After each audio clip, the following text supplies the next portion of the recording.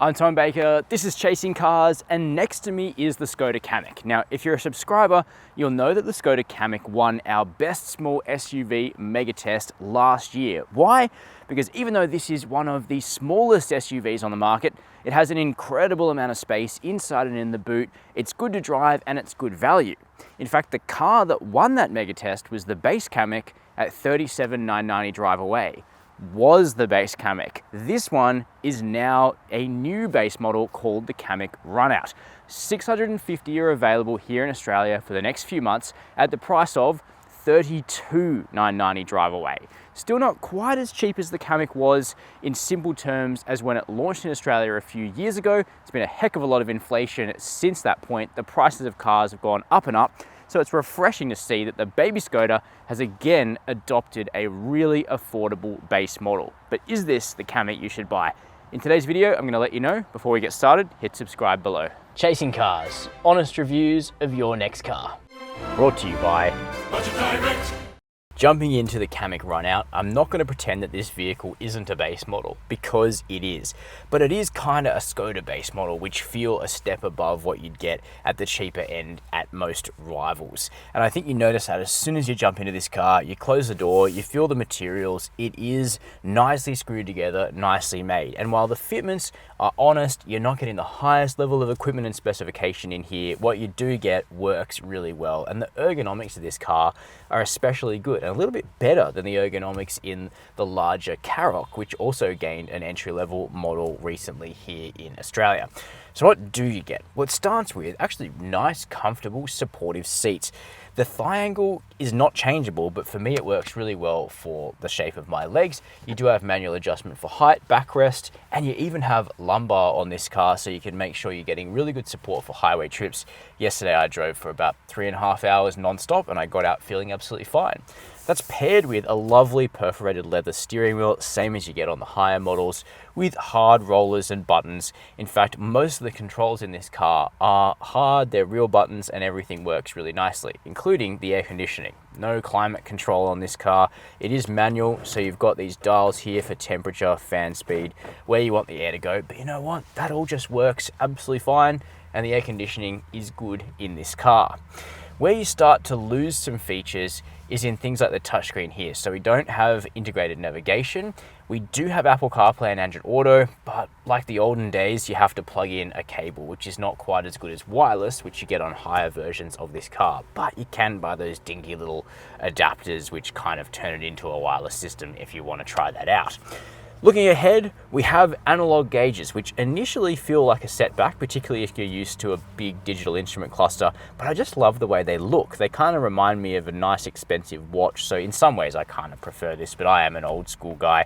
You still have a black and white screen in the middle of them, but it's a very full featured screen, so it can show you your music or your trip computer functions, your assistance functions.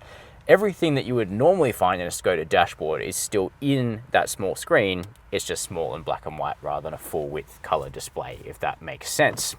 Quality, surprisingly good. Soft touch dashboards, soft touch doors. Of course, you know, the lowest stuff is hard plastic. This car's $32,990 driveaway, for goodness sake. But you do feel like it's sitting in a richer environment than in base model versions of maybe the Toyota Yaris Cross, Mazda CX-3, Kia Stonic. This is a nicer place to spend time, no doubt about it. Plus, we've got a big physical shifter for the automatic, physical handbrake, leather wrapped, and an armrest down here that has a small amount of adjustment. Plus, okay storage, decent sized door bins, tray ahead of the shifter, small to mid-sized cup holders, and a bit more space under this armrest here as well. Jumping to the back seat now. Well, tiny car, huge back seat. How do they do it? Probably witchcraft.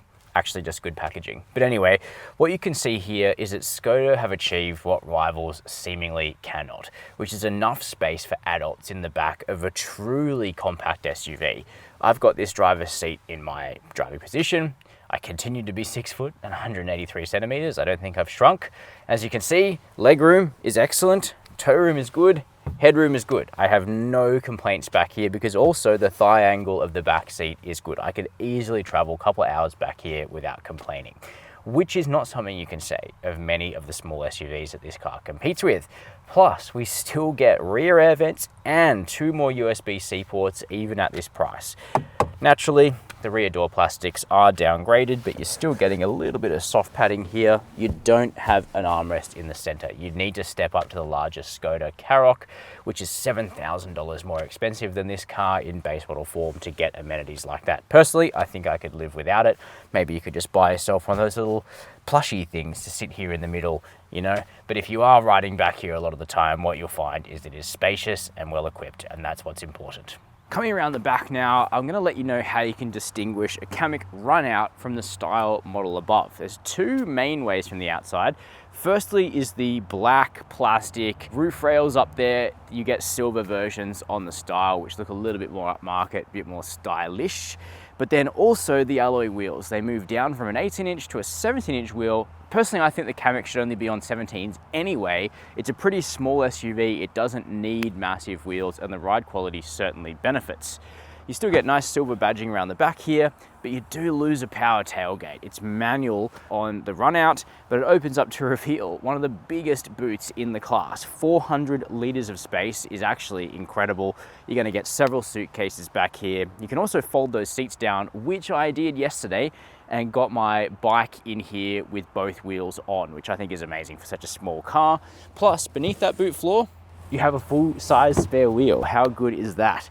Cubbies off to the left and right. You've got little hooks here in the boot. You've got a sturdy cargo cover. And even though it is a manual tailgate, they've given you a little hook here so you can pull the boot closed and you don't get your hands dirty. One of the things that clinched that megatest the Skoda Kamiq won on Chasing Cars last year was cheap running costs, and that hasn't changed for the run-out version.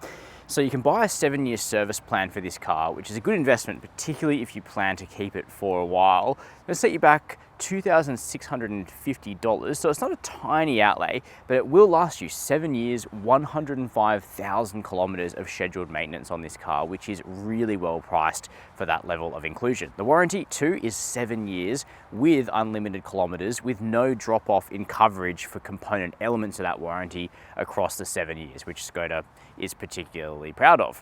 And in terms of fuel consumption, the Kamiq really can shine, particularly if you drive it gently. It's got a little turbo triple motor, and if you're on it all the time, it will use a bit more fuel than it claims. But most of the time, this car is extremely frugal. 50-litre fuel tank. It does require 95 octane petrol, but it uses so little of it that almost doesn't matter.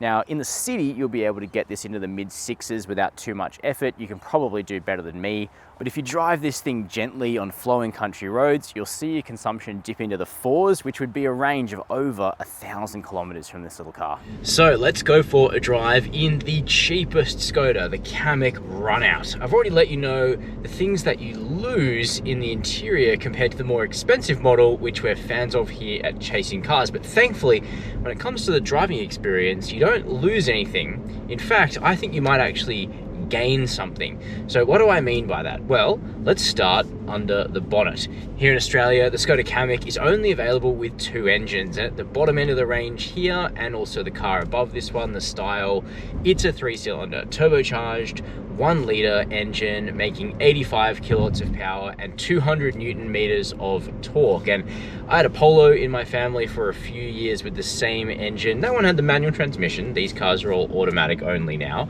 But seriously, even though it is a 1-litre engine with 85 kilowatts of power, you would be shocked that it actually is totally adequate for day-to-day tasks. I also drove this car for several hundred kilometers on country roads and on the highway, and at least lightly laden, there's no issue at all with performance. If you're always gonna have 5 people in the car, if you're gonna be loading it up full of stuff, this may not be the engine for you, but I think for most people, for most jobs that you're gonna be doing with a vehicle like the Skoda Kamiq, honestly, this powertrain is good. But if you're down with spending quite a bit more money, as in over $40,000 drive away, you could look at the Kamiq models which have a 4-cylinder engine, because there's also an available 110 kilowatt, 250 Newton meter turbo 4 available with this car, which actually feels quite quick, especially after you jump out of the sort of adequate 3-cylinder.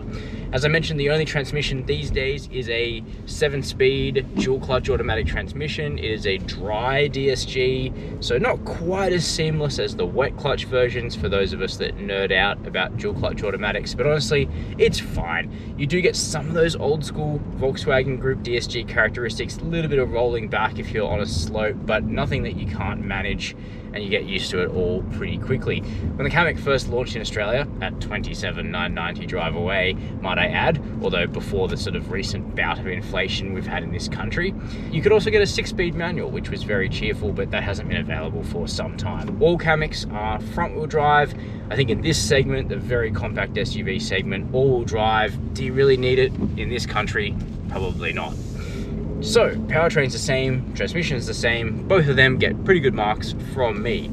I mentioned though that I think you gain something in the base model, and what you gain is a little bit of extra ride quality, a little bit of extra compliance. Why? Because as standard, the Kamiq up until this point has come on 18-inch alloy wheels, which in some segments is a pretty normal wheel size, but in the very small SUV segment, 18s are a pretty big alloy wheel. Now with the run out, we step down to 17s. They still look okay. They don't look, you know, kind of really small and embarrassing. They just look fine, but you definitely notice, I would say, a 15% step up in compliance, especially over urban bumps in this car, but also on country roads. It rides better. It's maybe a little bit quieter as well. Perhaps on the 18s, the steering, the turn in might be a tiny bit sharper, but there's really nothing in it, because when it comes to handling, the Kamiq is one of the very best small SUVs out there. This thing is seriously fun to drive. As we found on our megatest, backing it with 17 other small SUVs here in Australia, the Kamiq really puts a smile on your face. And even when the grip levels start getting a little bit slippery, like on a rainy day, on a greasy road, the Skoda is safe as houses. It tells you what's going on, but it also has beautifully tuned one-mode steering, good damping, just lovely cheerful handling. And if you're a bit of a keen driver, if you like cars that have slightly sportier handling, the Kamiq will be right up your alley. But even if you don't care about that stuff, it's just perfectly pleasant and good to drive. And that's why the Kamiq has been a winner with us before, and that's why a much cheaper specification like this run out is, in my books, even better.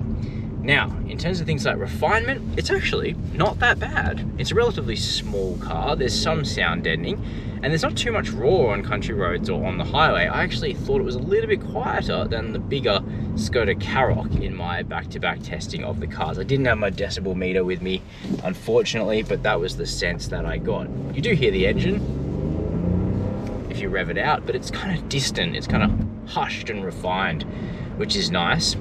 On the safety front, we're a little bit behind. We do still have things like blind spot monitoring. We've got AEB, we've got parking sensors and a simple reversing camera. We do also have a lane keep assist in this car. What we don't have is adaptive cruise control. Now for me, it doesn't really matter. I always preferred manual cruise control anyway, but it's worth noting, and higher versions of the Kamiq do have the adaptive feature. So those are my opinions on the 2024 Skoda Kamiq run out. In many ways, the cheapest Skoda is the best Skoda, because this car has so much maturity and sophistication and European engineering baked into it at a price which is seriously attainable in 2024. $32,990 drive away is a genuinely sharp price point for a little European SUV in any case, but particularly for one that is actually good, like the Skoda Kamiq. It did win our mega test last year, it deserved that, and now having an entry-level model which is seriously cheap for a new car in this day and age only strengthens that case, in my opinion. I personally do continue to see the value in the $37,990 style model, but in terms of the run out, making the Kamiq as cheap as possible in 2024, I think this model definitely deserves consideration, and there's quite a lot coming to Australia, so it shouldn't be difficult to get your hands on one of these run out models. That's my opinion. Please let me know yours down below in the comments. While you're there, hit subscribe and the notification bell, and as always, thanks for watching Chasing Cars.